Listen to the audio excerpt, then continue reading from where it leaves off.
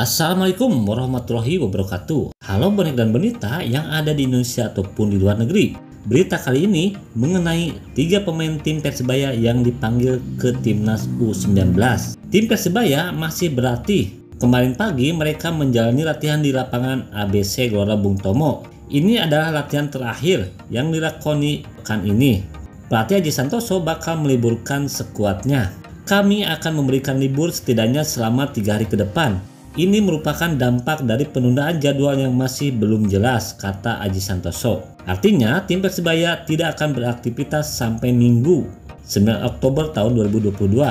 Pelatih Aji Santoso meminta para pemainnya menikmati jatah libur, sebab hal itu penting untuk membuat kondisi mental jadi lebih fresh.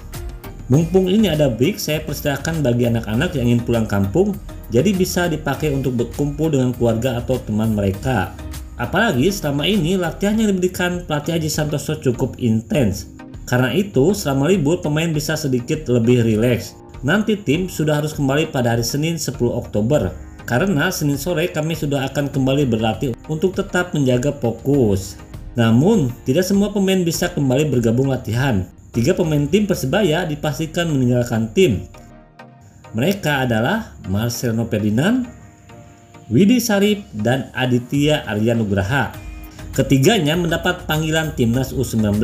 Skuad Garuda Muda memang dijadwalkan melakoni training center di Turki. Kemarin lawan Arema FC untuk kali pertama tim kami komplit, tapi nanti sudah nggak komplit lagi. Dia tidak akan menghalangi ketiga pemain bergabung dengan Timnas U19. Kalau untuk Timnas kami harus selalu support, kata Aji Santoso. Mudah-mudahan tim Persebaya Surabaya terus berprestasi. Salam satu nyali, Wani.